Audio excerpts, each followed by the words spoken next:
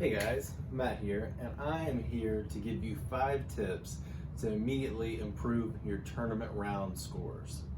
Now this video will be primarily focusing on recreational to intermediate players, novices, and newer players in the age protected and gender protected divisions as well. You might find some good tips on here if you're an advanced player or higher, but it's not really aimed at you. You're not the target market. So, number 1, know your bag. Whether you throw a whole bunch of discs in a big grip bag like this one, or if you've got a small beginner bag like this one that only carries 5 or 6 discs, it doesn't really matter. If you've got it with you, you need to know what those discs do. That means don't throw a bunch of stuff in there from your player's pack you just got and you don't know how it flies.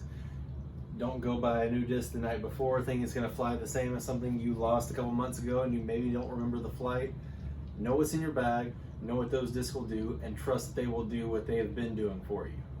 That brings me to my next point, number 2, which is throw the shots you know can be successful. Now, in a tournament, it's really tempting to see someone throw a great shot off the tee and you think, wow, I could do that, I could hit that line. But that's not the line you've been practicing. You've been doing a backhand spike hyzer on this hole, and they're doing a flex forehand around a tree that you hit about half the time. Don't try that. Play the line you know and try to execute with the best of your ability. There's no worse way to have a blow-up hole than trying something unfamiliar and making a disc that you know what it's going to do, try to do something that you're not sure it can do. Easy mistake to avoid right there.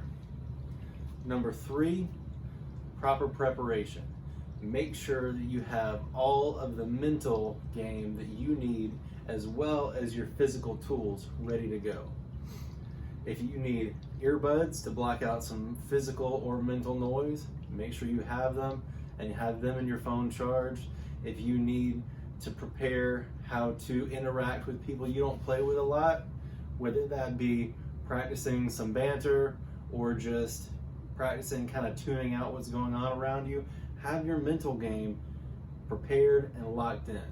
You're going to have to be interacting likely with people that you either don't know that well or maybe are meeting for the first time in a lot of tournaments. So you need to make sure that your mental game is as solid as your physical game. Number 4, and this is one of the most important points to me, putting. Practice putting.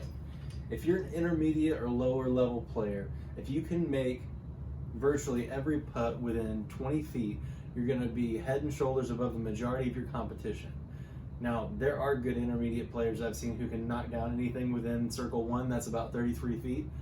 But the majority of your competition is not making all those putts. So if your circle 1 percentage can be around 90% with virtually 100 inside of 20 feet, then you're going to be a little bit in front of the majority of your competition.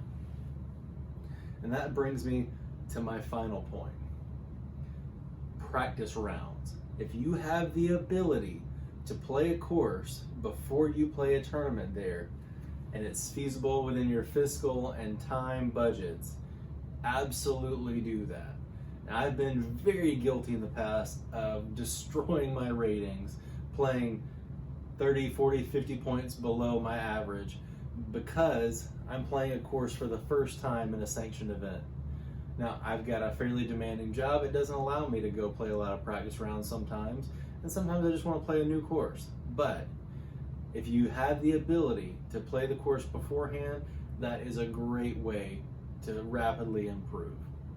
But thank you guys for watching, and remember, get those practice putts in.